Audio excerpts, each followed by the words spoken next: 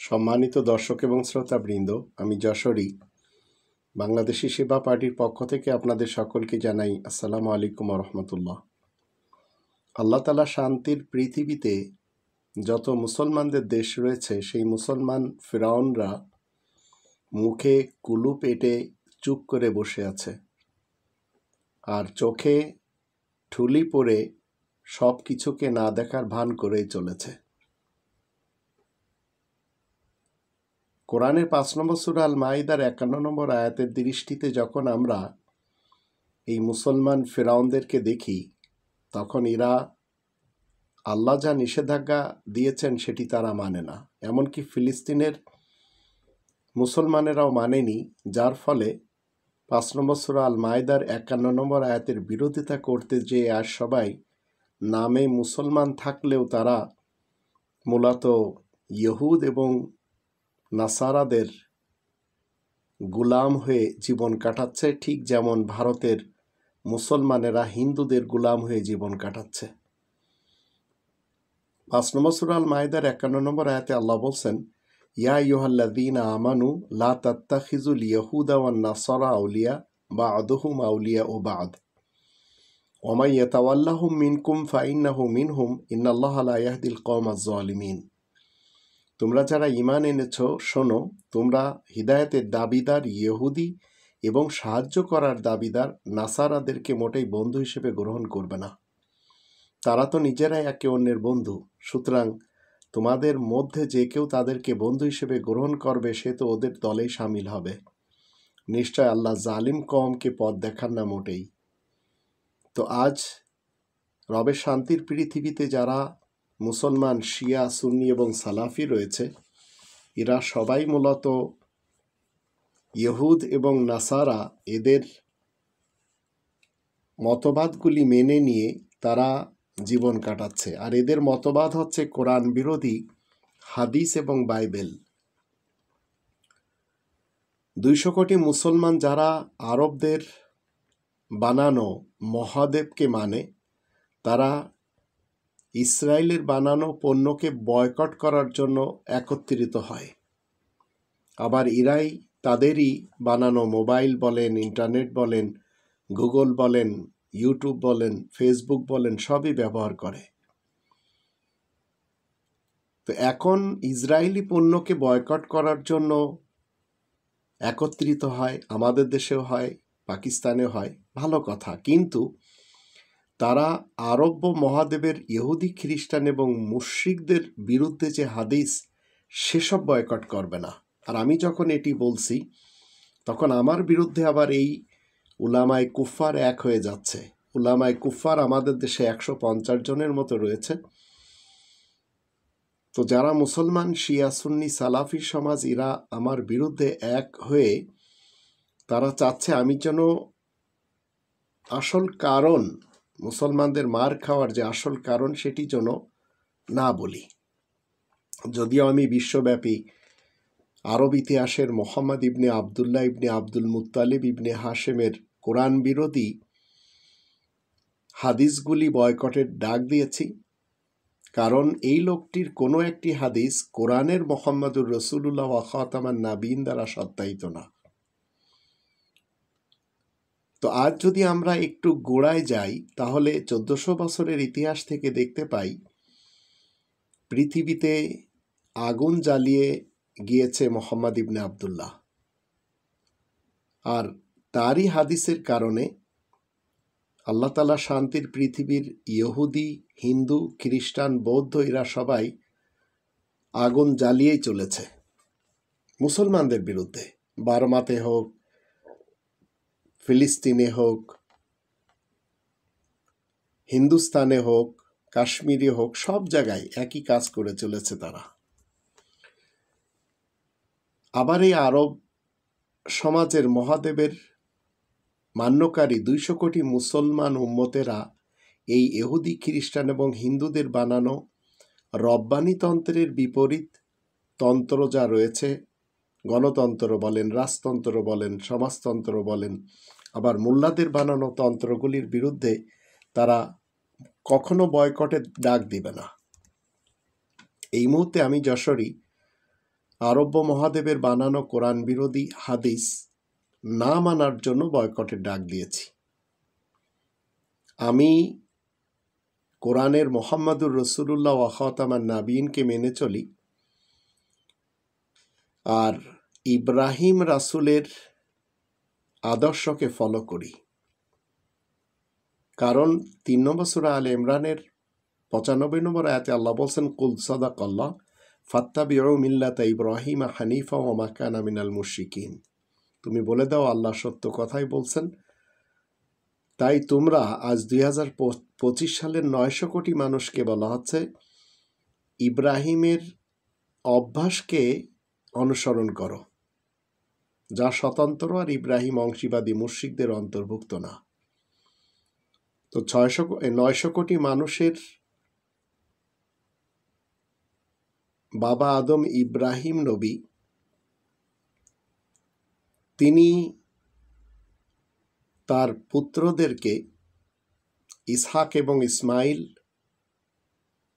আবার ইসহাকের পুত্র ইয়াকুব এবং তার সঙ্গী সাথী যারা রয়েছে তাদের সকলকে একটি কালেমার উপরে আসতে বলেছেন। ওয়াজালাহা কালিমাতাম বাকিয়াতান ফি আকিবিহি লাআল্লাহুম ইয়ারজিউন। তো আমরা যারা রবের শান্তির পৃথিবীতে 2 নম্বর সূরা আল বাকারার 83 নম্বর আয়াত মতে বানী ইসরাইল রয়েছি, আমাদের থেকে আল্লাহ তাআলার অঙ্গীকার কি? অঙ্গীকার হলো আমরা যেন কোনোভাবেও আল্লাহ ছাড়া অন্য কাউকে হুকুমদাতা হিসেবে না মানি।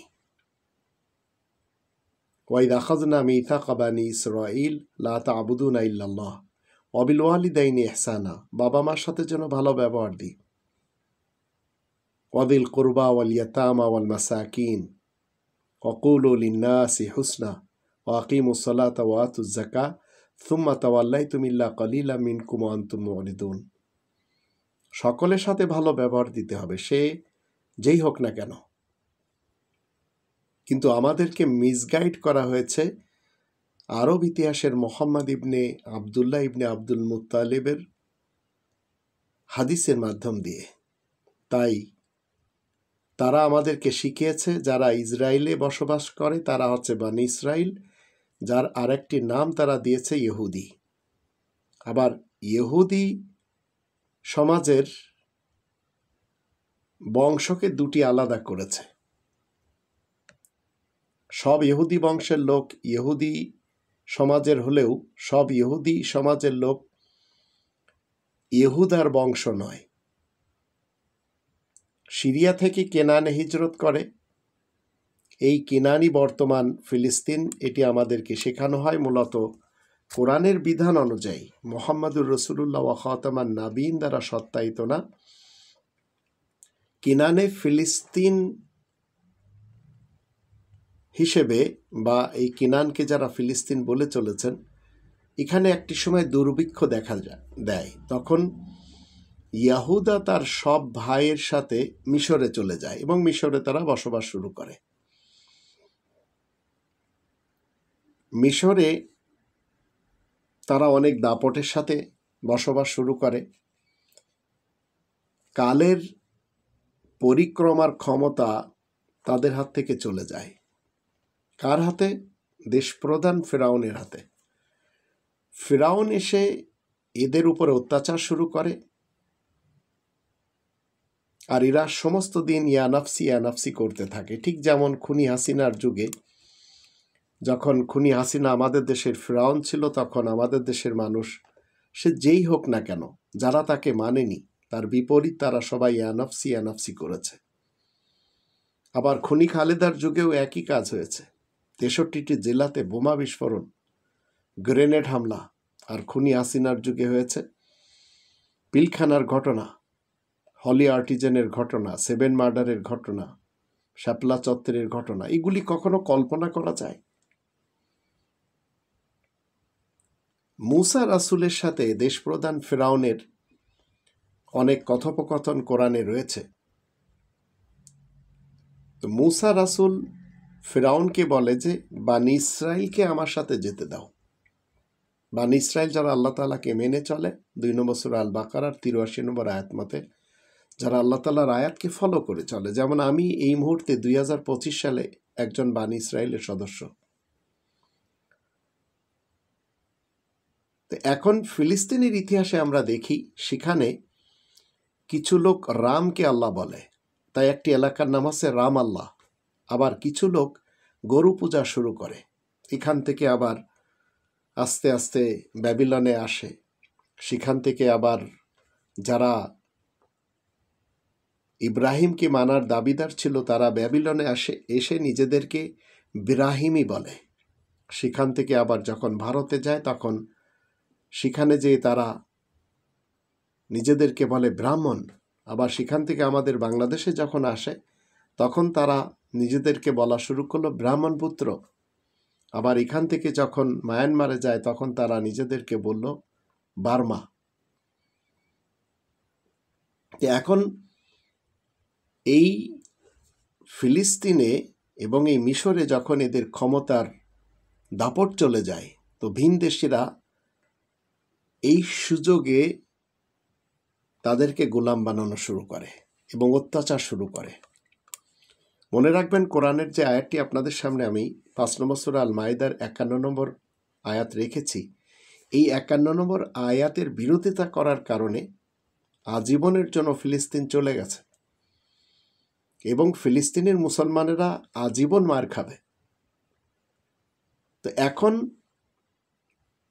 ইহুদিরা এরা আবার অনেকে শয়তানের পূজা শুরু করে, আবার তাদের ভিতরে কিছু রাব্বিরা ধর্মের ব্যবসা শুরু করে, যেমন আমাদের দেশে উলামাই কুফার রয়েছে, এদের আবার বিভিন্ন স্টেশন রয়েছে, কেউ আসুন্না ফাউন্ডেশনের সাথে, কেউ চরমোনার সাথে, কেউ আটরশির সাথে, কেউ দেওয়ানবাগ, কেউ কুতুববাগ, কেউ শর্ষিনা, কেউ মাইজ ভান্ডার, এইভাবে সবাই বেটে আছে, যেমন আমাদের দেশে এইভাবে ফিলিস্তিনেও ছিল। আবার তারা কি করেছে, কোরআনের বিপরীত বিভিন্ন ধর্মগ্রন্থ রচনা করে তাতে আবার সংযোজন এবং বিয়োজন করার মতো ধৃষ্টতাও দেখিয়েছে।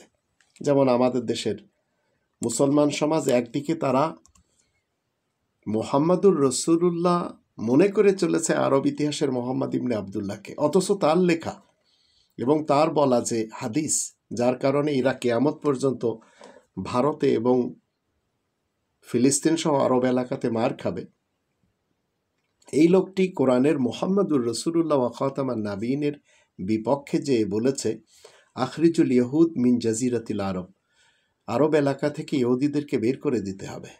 অথচ সেই লোকটির 21টি স্ত্রীদের মধ্যে একজন কিন্তু খ্রিস্টান ছিল আর একজন ইহুদিও ছিল।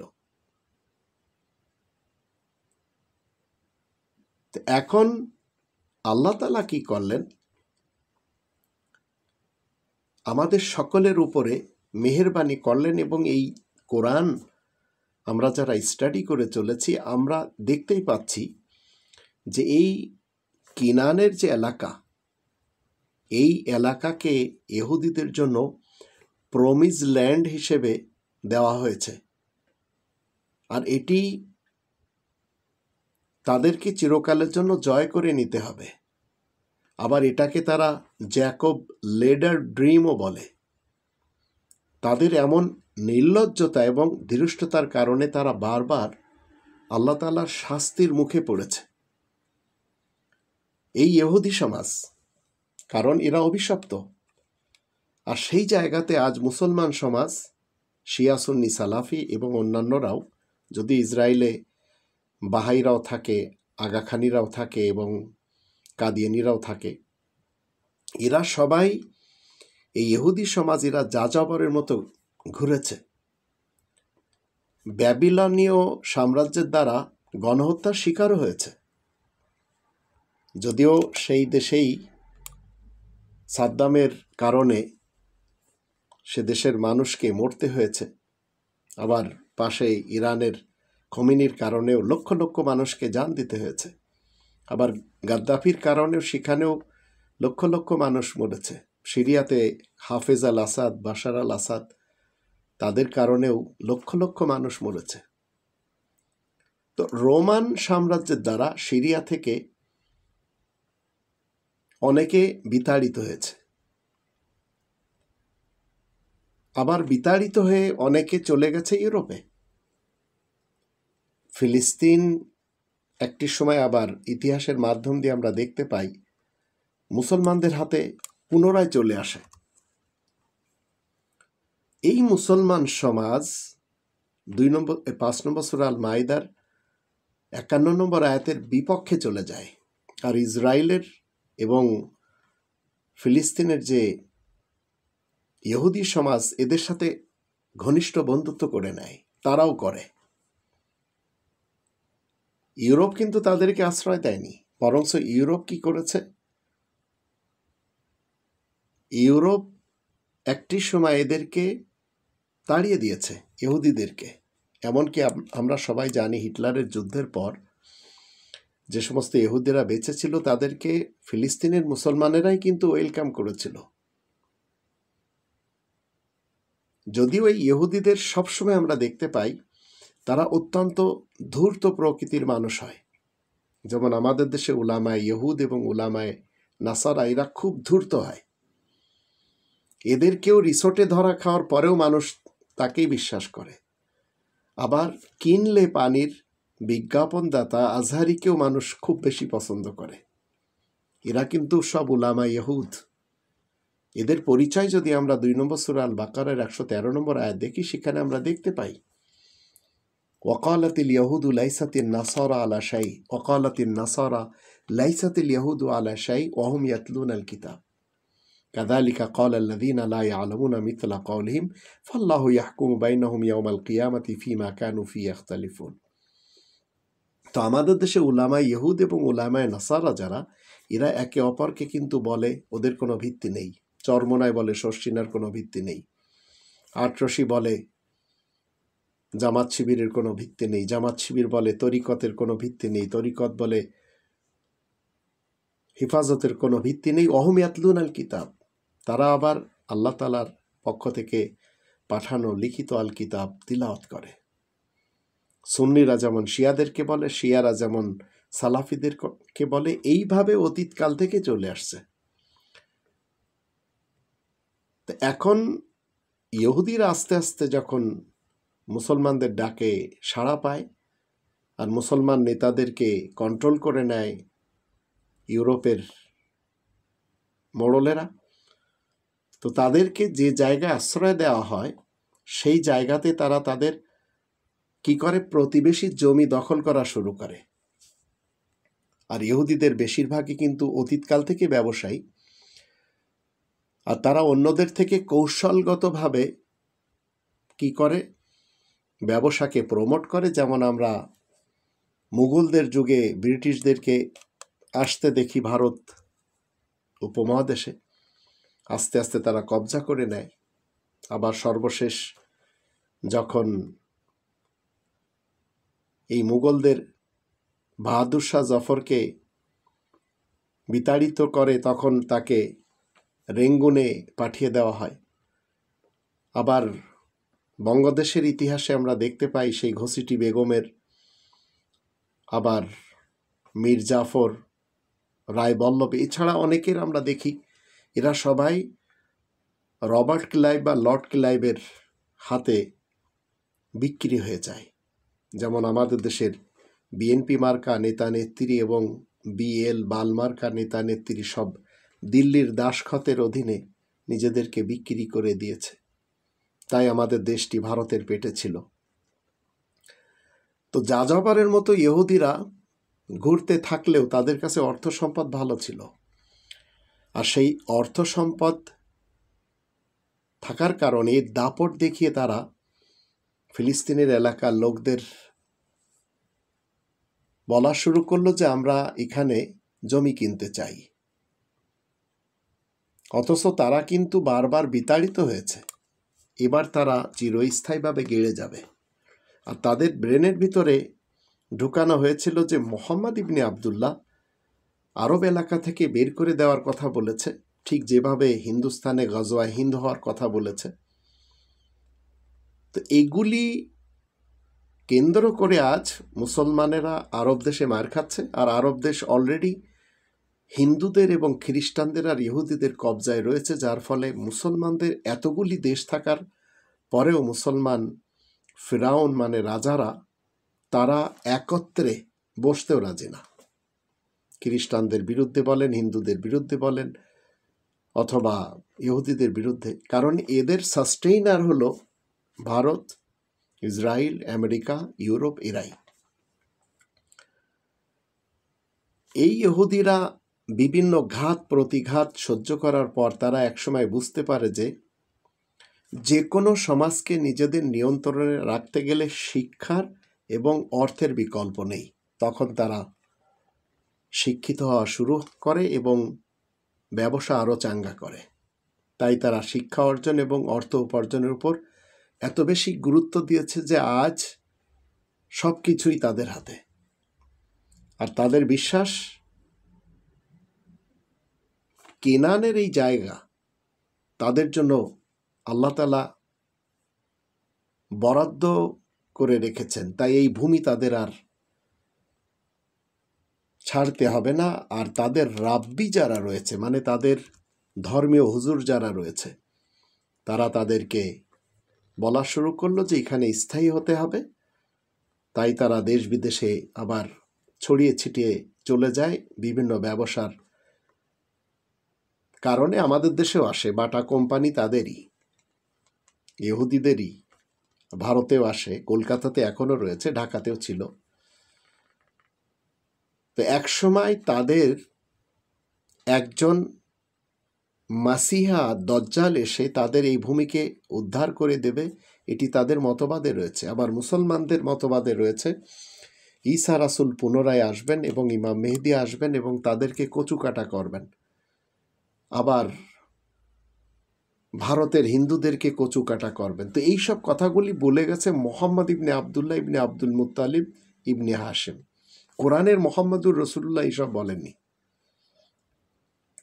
1800 শতাব্দীতে যখন আমরা ইহুদিদের দেখি, তারা কি করলো, ধর্মের পরিচয় গোপন করে ইউরোপে বসবাস শুরু করে। তাদের বিশাল একটি জনগোষ্ঠী জার্মানে, পোল্যান্ডে, ইউক্রেনে এইসব জায়গাতে ছেয়ে যায়।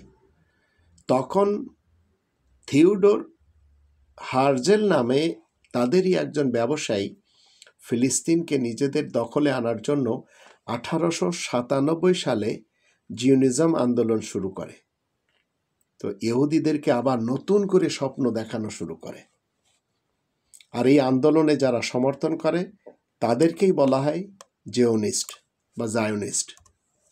যেহেতু ইহুদিরা অনেক শিক্ষা অর্জন আর অনেক অর্থ উপার্জন করে ফেলেছিল, তাই তাদের মধ্যে কিছু সংখ্যক মানুষ ইউরোপে ধর্ম গোপন করে থাকলেও কেউ কেউ মেধার জোরে ইউরোপে গুরুত্বপূর্ণ পদ দখল করে, আবার বিজ্ঞানী হিসেবে স্বীকৃতি পেতে শুরু করে।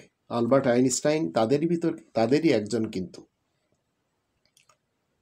এরা যে কোনো জায়গায় মুসলমানদের মতো মসজিদ তৈরি করে না। এদের ধর্মের ধর্মশালা বা উপাসনাগার হলো সিনাগোগ। পুরা জার্মানিতে সামান্য কিছু রয়েছে। এথেন্স নগরীতে 2টি রয়েছে এদের সিনাগোগ, তাও ছোট ছোট। তখন তারা শুধুমাত্র পদ দখল করেই থেমে থাকেনি, সেই সাথে নিজেদের একটা রাষ্ট্র গঠনেরও প্রচুর সমর্থন সংগ্রহ করার চেষ্টা করতে থাকে। তখন ইউরোপের সর্বোচ্চ পর্যায় থেকে সিদ্ধান্ত নেওয়া হয় তাদেরকে আফ্রিকার উগান্ডায় থাকার ব্যবস্থা করে দেওয়া হবে। ঠিক এমন সময় শুরু হয় প্রথম বিশ্বযুদ্ধ।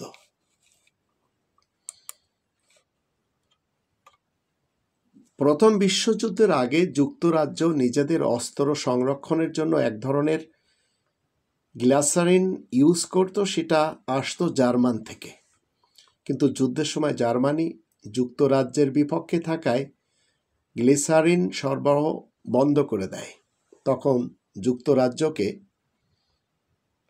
সাহায্য করতে এগিয়ে আসে চাইম ওয়াইজম্যান নামক একজন ইহুদি গবেষক এবং ব্যবসায়ী। তিনি গ্লিসারিনের বদলে অ্যাসিটন দিয়ে অস্ত্র সংরক্ষণের পদ্ধতি শিখিয়ে দেন এবং যুদ্ধে প্রচুর অর্থ সহায়তা দেন। তার এমন অভূতপূর্ব অবদানের জন্য যুদ্ধের পর যুক্তরাজ্য তখন তাকে পুরস্কৃত করতে চায়। তখন সে জানায় যে তার একমাত্র পুরস্কার হবে তাদের প্রমিস ল্যান্ড, মানে ফিলিস্তিনে তাদের বসবাসের সুযোগ করে দেওয়া। তখন আরব নেতাদেরকে আবার এই যুক্তরাজ্য কি করে, সবাইকে লন্ডনে ডাকে, আস্তে আস্তে তাদের সকলকে কবজা করে নেয়, আরবদের হাত থেকে তেলও চলে যায়। তো এখানে যদি আমরা একটু উল্লেখ করি যে চাইম ছিলেন জিওনিজম আন্দোলনের একজন গুরুত্বপূর্ণ সদস্য। ফিলিস্তিন তখন কিন্তু ছিল অটোম্যান সাম্রাজ্যের অধীনে। অটোম্যান সাম্রাজ্য মানে ওসমানী সালতানাতের দখলে। তো প্রথম বিশ্বযুদ্ধের পরাজয়ের পর তুরস্কের ক্ষমতা একেবারে নিঃশেষ হয়ে যায়। ইস্তানবুলে আবার ইহুদিরা গেড়ে বসে, এখনও সেখানে রয়েছে বড় বড় স্বর্ণের ব্যবসায়ীরা। সেই সুযোগ ধাপে ধাপে ইহুদিরা ফিলিস্তিনে প্রবেশ শুরু করে দেয়। প্রথমে তারা ফিলিস্তিনিদের কাছে ঘর ভাড়া করে থাকতে শুরু করে, তারপর বেশি দামের লোভ দেখিয়ে সেগুলো কিনতে থাকে। আর মুসলমানেরা মনে করে আমরা তো মানবতার খাতিরে তাদেরকে জায়গা দিয়েছি, সমস্যা হবে না। অথচ কোরআনের 5 নম্বর সূরা আল মায়েদার 51 নম্বর আয়াতের বিপক্ষে এই মুসলমান চলে যায়, যার জন্য কিয়ামত পর্যন্ত এরা মার খেতে থাকবে। দ্বিতীয় বিশ্বযুদ্ধে জার্মানি পরাজয়ের পর পুরো বিশ্বের ক্ষমতা ইউরোপের হাতে চলে যায়। ইহুদিরা তখন স্থানীয় ফিলিস্তিনিদের অত্যাচার জোর জবরদস্তি করা শুরু করলে ফিলিস্তিনিরা প্রতিবাদ শুরু করে। তখন ইউরোপ থেকে ঘোষণা আসে পুরো ফিলিস্তিনের 55% থাকবে ফিলিস্তিনিদের দখলে, আর বাকি 45% ইহুদিদের দখলে। 6 লাখ ইহুদিদের জন্য 45%, আর 12 কোটি ফিলিস্তিনিদের জন্য 55% জায়গা। জাতিসংঘ থেকে স্বীকৃতি পাওয়ার পরপরই ইহুদিরা ইসরায়েল রাষ্ট্র প্রতিষ্ঠা করে নেয়। নবগঠিত এই রাষ্ট্রের প্রেসিডেন্ট হয় চাইম ওয়াইজম্যান। তো ইসরায়েল রাষ্ট্র গঠন হওয়ার ঠিক 6 মিনিটের মাথায় আমেরিকা তাদেরকে স্বীকৃতি দেয়। এভাবে যুক্তরাজ্য এবং যুক্তরাষ্ট্রের প্রত্যক্ষ মদতে তারা কেনানে আসে। যাযাবর থেকে আজকে গাজাকে ধ্বংসকারী দানবে পরিণত হয়েছে। আর তাদের আসল উদ্দেশ্য হলো মোহাম্মদের শত্রুতা করার কারণে, যে কিনা আরব এলাকা থেকে ইহুদিদেরকে বের করে দেওয়ার কথা বলেছে, খ্রিস্টানদেরকে বের করে দেওয়ার কথা বলেছে, হিন্দুদেরকে বের করে দেওয়ার কথা বলেছে। তো সেই দেশগুলি আজ হিন্দুদের কবজায়। আরবের প্রত্যেকটি জায়গাতে হিন্দুরা বসে গেছে, ব্যবসার জায়গাতে, শিক্ষার জায়গাতে। একই কায়দায় খ্রিস্টান এবং ইহুদিরাও। তো আজ বিশ্বের সকল মুসলমান ফিরাউন রাষ্ট্রপ্রধান তারা মুখে কুলুপ এঁটে চুপ করে বসে আছে, আর ঠোঁটে ঠুলি পরে সব কিছুকে না দেখার ভান করেই চলেছে। আর তারা মনে করে চলেছে সঠিক পথে আছে। অথচ কোরআনের 43 নম্বর সূরা আজ জুখরুফের যখন আমরা 36-37 আয়াত দুটি দেখি, তখন আমরা দেখতে পাই এরা সবাই শ্যাটানিক পিপুলে ঘুরে বেড়াচ্ছে। অথচ এরা মনে করে চলেছে অহুম ইয়াহসাবুনা আন্নাহুম মুহতাদুন, যে তারা হিদায়তের উপরে রয়েছে। তো আমাদের দেশে উলামায়ে কুফফার আমাদের 18 কোটি বাঙালিদেরকে কোরআনের যে 5টি দাবি সেখান থেকে সরিয়ে নিয়েছে। তাই কেউ চরমনায় হয়ে গর্ব করছে, কেউ আটরশি হয়ে গর্ব করছে, কেউ হিফাজত, কেউ তরিকত, কেউ সাদ গ্রুপ, কেউ জুবায়ের গ্রুপ, কেউ ইলিয়াস আত্মার গ্রুপ তবলিগি জামাতের হয়ে গর্ব করছে, কেউ মৌদুদিবাদ হয়ে গর্ব করছে। তো এইগুলি গর্ব করার কিছু না। এরা কেউ মুসলিমিনদের অন্তর্ভুক্ত না। 22 নম্বর সূরা আল হজের 78 নম্বর আয়াতে আমাদের নাম আল্লাহ দিয়েছেন হুয়া সাম্মাকুমুল মুসলিমিন, সেই সত্তা তোমাদের নাম মুসলিমিন রেখেছেন। তো মুসলমান শিয়া বলেন, মুসলমান সুন্নি বলেন, মুসলমান সালাফি বলেন, এরা সবাই মূলত কোরআনের শত্রু। আর কোরআনের যে 5টি দাবি এরা শিখতে দিবে না আমাদের। তো কোরআনের 1 নম্বর দাবি হচ্ছে আল্লাহ তাআলার এই কনস্টিটিউশনকে শতভাগ বিশ্বাস করতে হবে। 2 নম্বর দাবি হলো এই কনস্টিটিউশনের নিজস্ব ভাষা শিখতে হবে, ওই ভাষাতে পড়া শিখতে হবে, মুখস্থ করতে হবে না।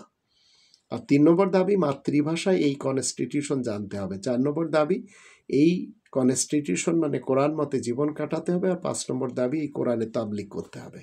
তো যখন আমি এগুলি বলা শুরু করেছি আর বিশ্বব্যাপী হাদিস অমান্য করার জন্য ডাক দিয়েছি, তখন এই মোহাম্মদ ইবনে আবদুল্লাহর অনুসারী যারা 200 কোটি রয়েছে এরা আমাকে পছন্দ করছে না, কারণ আমি মোহাম্মদুর রসুলুল্লাহ ওয়া খাতামান নাবিয়িন দ্বারা সত্যায়িত কোরআনের 114টি সূরার 6348টি আয়াতকে ফলো করে চলেছি, যা আহসান।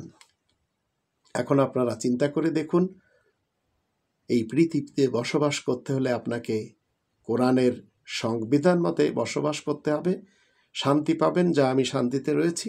অন্যথায় যাযাবরের মতো আপনাদেরকে ঘুরতে হবে, ঠিক যেভাবে অতীতের ইতিহাস বলে।